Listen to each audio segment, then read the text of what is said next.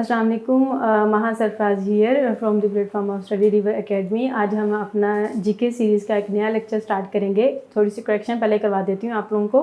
पिछली वीडियो के अंदर मैंने आप लोगों के साथ कुछ कंट्रीज़ को डिस्कस किया था साउथ अमेरिका की। मिस्टेकनली मुझसे बोला गया था कि Brazil is second largest country of south America, लेकिन वो सेकेंड लार्जेस्ट नहीं है, वो लार्जेस्ट कंट्री है साउथ अमेरिका की, ब्राज़ील। आज जो है हम साउथ अमेरिका की ही कुछ कंट्रीज़ को डिस्कस करेंगे, लेकिन वो छोटी छोटी कंट्रीज़ हैं, उनकी ज़्यादा डिटेल नहीं है। जितना पूछा जाता है उतना ही मैंने मेंशन किया है। सबसे पहले चिली को डिस्कस कर लेते हैं। चिली जो है इसका कैपिटल है सैंटियागो और इसकी करेंसी है पीसो और इसकी कोस्ट लाइन जो है वो है 6435 किलोमीटर। इसकी कोस्ट लाइन के लिहाज से अगर हम देखें तो ये दुनिया के उन ममालिक के अंदर आता है जो अपनी लॉन्गेस्ट कोस्ट लाइन रखते हैं। फिर उसके बाद यहाँ पर एक बहुत इंपॉर्टेंट डेजर्ट आता है, अटाकामा डेजर्ट। अटाकामा डेजर्ट जो है ये दुनिया का ड्राइएस्ट डेजर्ट काउंट किया जाता है। उसके बाद यहाँ पर पर्सनालिटी बहुत इंपॉर्टेंट, मैंने आप लोगों के साथ करंट अफेयर की सीरीज़ के अंदर भी डिस्कस किया था इस पर्सनालिटी के बारे में। ये है माइकल बैचलेट। माइकल बैचलेट जो है ये एक लेडी हैं और United nation high commissioner for human rights हैं इस वक्त। और मैंने करंट अफेयर की वीडियो के अंदर आप लोगों के साथ यूँ डिस्कस किया था कि इन्होंने रिसेंटली विजिट लिया है बांग्लादेश का। जब मैंने आप लोगों से कहा था कि ये कह रही थी कि मैं बांग्लादेश में जाऊंगी और वहाँ पे जाकर मैं रोहिंग्या मुसलमानों की जो सिचुएशन है वो भी जाकर वहाँ पर उसको चेक ऑब्जर्व करूँगी कि वो कैसी है। तो ये 2018 के अंदर बनी थी।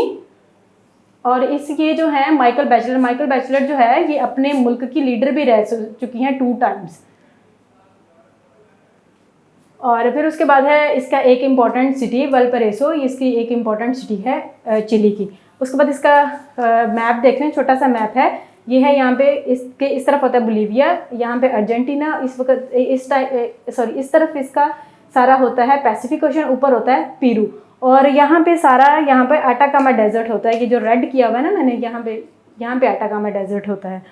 उसके बाद कोलंबिया देख लेते हैं। कोलंबिया का कैपिटल है बोगोटा और फिर उसके बाद इसकी करेंसी है पीसो और फॉरेस्ट जो है यहाँ पे वो है अमेज़न। अमेज़न जो है इसका ये है कि अमेज़न मैंने आप लोगों के साथ डिस्कस किया था कि इसको लंग्स ऑफ द वर्ल्ड भी कहा जाता है। ये साउथ अमेरिका के अंदर पाया जाता है। पिछली वीडियो के अंदर मैंने आप लोगों को बताया था कि ये ब्राज़ील के अंदर भी है। नो डाउट इसका ज़्यादातर पोर्शन ब्राज़ील के अंदर आ रहा होता है, लेकिन ये दूसरी बहुत सारी कंट्रीज़ हैं जिस तरह पेरू हो गया, कोलंबिया या एक्वाडोर, उनके अंदर भी ये फॉल कर रहा होता है अमेज़न।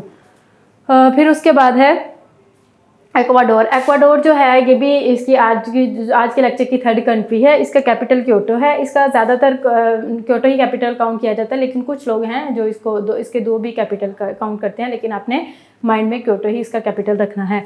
उसके बाद इसकी करेंसी है डॉलर। फॉरेस्ट अमेज़न यहाँ पर भी आता है। फिर उसके बाद है ये इसकी इंपॉर्टेंट बात ये है कि ये इक्वेटर लाइन पर आ रही होती है।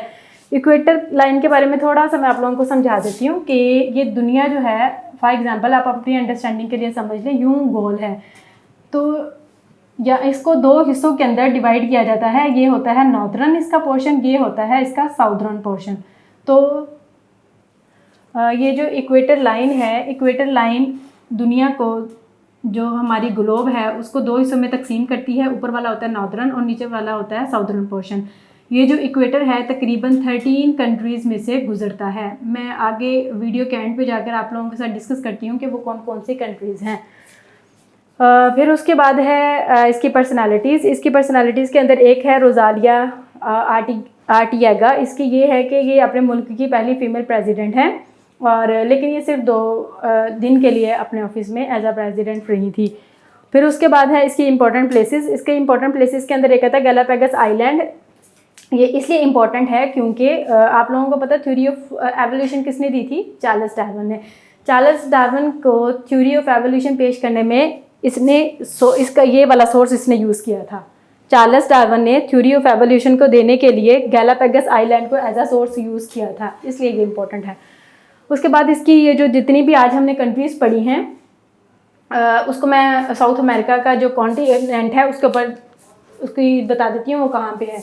चिली जो है यहाँ पे चिली होता है, यहाँ पे है एक्वाडोर और इसके ऊपर होता है कोलंबिया और ये है ब्राज़ील का मैंने आप लोगों को बताया इसका लार्जेस्ट कंट्री है दुनिया का, अपना साउथ अमेरिका का। फिर उसके बाद हम देख लेते हैं कि इक्वेटर पर कौन कौन सी कंट्रीज़ आती हैं। इक्वेटर जो है तकरीबन 13 कंट्रीज़ के में से गुजर रहा होता है। कंट्रीज़ मैं कह रही हूँ, ठीक हो गया। उसमें से 13 कंट्रीज़ देख लेते हैं। उसमें से नॉर्थ अमेरिका की कोई भी नहीं है, इसलिए आगे मैंने 0 लिखा हुआ है। उसके बाद है एक है इक्वेटर, उसके बाद है कोलंबिया, उसके बाद है ब्राज़ील। ये तीनों आती है साउथ अमेरिका के अंदर, ठीक हो गया। उसके बाद है यूरोप, यूरोप के अंदर भी कोई कंट्री नहीं आती। फिर उसके बाद है अफ्रीका, अफ्रीका के अंदर जो कंट्रीज़ आती है, अफ्रीका के अंदर जो कंट्रीज़ आती हैं जिनमें से इक्वेटर लाइन गुजर रही होती है, उसमें से एक है गबून, उसके Congo, doctor Congo, DR Congo जिसको डेमोक्रेटिक रिपब्लिक ऑफ कांगो भी कहते हैं, Uganda, Kenya, Somalia, Sao and Principe. और फिर उसके बाद मैंने इसको, ये जो अफ्रीका वाला है मैंने इसको इस तरह से याद किया हुआ था, कीनिया, सोमालिया और साओ एंड प्रिंसिप के दोस्त हैं, और ये GC यूनिवर्सिटी के अंदर, ये GC को मैंने ये इधर से याद किया हुआ था, ये GC यूनिवर्सिटी के अंदर पढ़ते हैं और एक दूसरे को अच्छे से CU करते हैं। CU, ये C फॉर कांगो किया था और U फॉर युगांडा। फिर उसके बाद है, उसके बाद एक और कंट्री आती है किरिबाती। किरिबाती जो है ये ओशनिया के अंदर है। उसके बाद एशिया की कौन कौन सी आती है कंट्रीज, उसके अंदर एक है मालदीव्स और एक है इंडोनेशिया, और अंटार्कटिका की कोई भी नहीं है, क्योंकि अंटार्कटिका आपको बिल्कुल, आपको पता है ये बिल्कुल एक जो साउदर्न मोस्ट पार्ट है दुनिया का, वहाँ पर आ रहा होता है।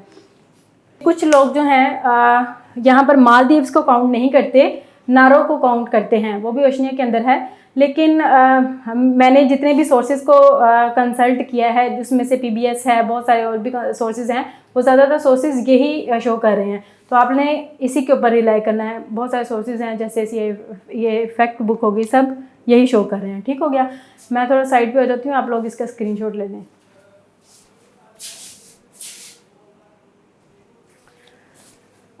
आज के लिए इतना ही। Thank you so much. अल्लाह हाफिज़।